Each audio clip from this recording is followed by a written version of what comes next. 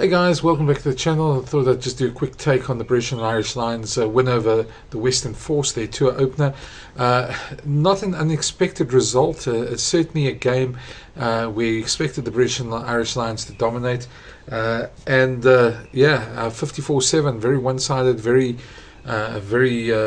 expected result, I suppose. Maybe not the scoreline like that. And I suppose there's a different argument there about the provincial opposition in the Southern Hemisphere at the moment. How professional rugby's probably stripped them of their sort of assets, and without their international players, they're not as strong as northern clubs, Northern Hemisphere clubs in terms of that. I think we can have that debate, and I think a lot of Northern Hemisphere fans will probably sort of agree. But I think we're certainly not at the point anymore where Southern Hemisphere provincial sides are going to upset the Lions. The Lions are too professional. Northern Hemisphere rugby is very professional. We've seen that in South Africa. We've learned that the hard way, and it's interesting to see the contrast as such. I think just the way they do things and how clinical the Lions are is going to come through in the next couple of tour matches as well. And we're going to see. I don't think we're going to see any upsets. I think that Aussie New Zealand team might be the first team that gives them some sort of go and before the tests, during the tour, should I say? But other than that, the tests are going to be the real, I suppose, measure of Australian strength, because I don't think we're going to see big results, any upsets on this tour at all. Having said that, you go look at the performance. It was a performance that the Lions will have enjoyed. They gave most of their players in the last two games an outing. Andy Farrell will have a better idea now, and I think some of the names that came out, Mack Hansen certainly had an exceptional game.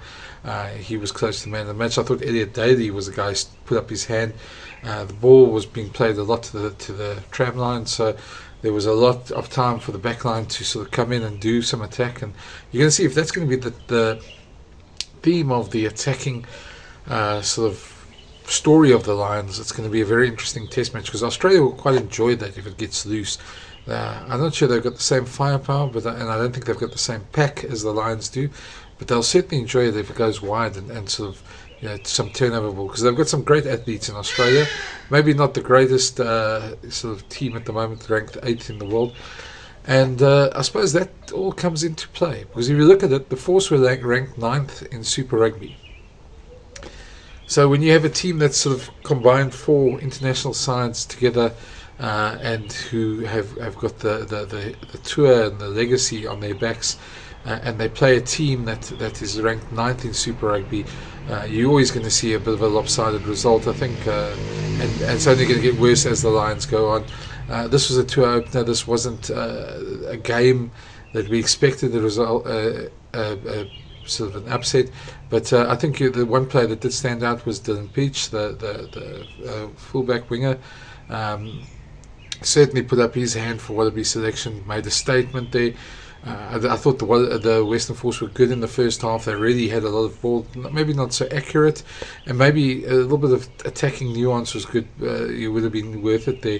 I think the Lions certainly in the first half gave away quite a few penalties, and it seems they're going to try and push it to the limit there. And Ben O'Keefe didn't have much stand for much of it, but the one thing that was very impressive was 4 entries in the first half into the 22, 4 tries and 8 tries overall. Certainly a team that can finish, certainly a team that can use the width, and Finn Russell really had a good game as well, and I could see him placing a marker. You still wonder why the Lions didn't play him in South Africa. He was certainly a better attacking option. I suppose those debates will go on for years, but certainly one that I think we'll be thinking about for a couple of years to come. So where does that leave the Lions in terms of selection for the first test? And I think because that's the one thing we're going to look at every single game towards the first test. I suppose part of that will be just in what the Wallabies choose and what to counter them. But I think in these past 2 games you could probably see a couple of faces coming up. I think, as I say, Mack Hansen put up his hand, certainly made an impression. Elliot Daly, I think Finn Russell certainly did a lot as well.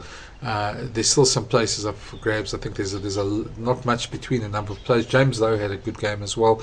I suppose you can go through the whole Lions team today, and they had a good game. But there were some interesting ones, because to me, if they're going to play a more expensive game like that, and they're going to move the teams around to the tram lines, then a guy like Piers Kumar certainly comes into play. He certainly gets around the field a lot, and we saw him, especially in that first half, doing quite a bit of work as well. Dan Sheehan will definitely be in the mix there. He's certainly, for me, a candidate for hooker. Certainly one of the better ones there. But then you got to wonder, do they go for scrumming? Does it mean a guy like Ellis Genge comes into the mix? Joe McCarthy at lock certainly was out on the tram lines a lot and was being used there a lot, and certainly put his body on the line a lot of the time as well. So he also made a good impression as well. Henry Pollock did good and bad things. Typical what you'd expect from a youngster, a bolter like him. I'm not quite sure he's close to the test squad yet, but he's certainly going to be a handful in these midweek games, and so he's just enjoying the experience. So all in all, a lot to be satisfied on. A bit of a worry though, I take it at scrum off. Jamison Gibson Park is still not 100% ready. They're still a bit worried about his injury, and there was an injury at halfback in the game as well. So you might see a call-up coming this week. Other than that, I think Andy Farrell will be pretty happy, to be very honest. I can't see him having too many qualms about it. And certainly, I think Joe Schmidt would have learned quite a bit about the way the Lions are going to probably play from that game as well, from these last two games. And we'll certainly start seeing it come more to the fore. It's going to be interesting. Let's do a couple more of these hot takes. If you let me know your thoughts, what you thought of the Lions, who you thought impressed. These are done straight after the game. So, we sitting and reflecting, and then we'll probably have a more nuanced thing a bit earlier on Monday or Tuesday on the channel. Sorry, the road is quite busy. But I hope you enjoyed it, and let me know your comments. If you haven't already, smash that subscribe button. I'm trying to catch a little bit of sun here. It's not much, it's very cold here in Pretoria at the moment. So chat to you soon, and enjoy the weekend. Enjoy the Springboks later. Cheers.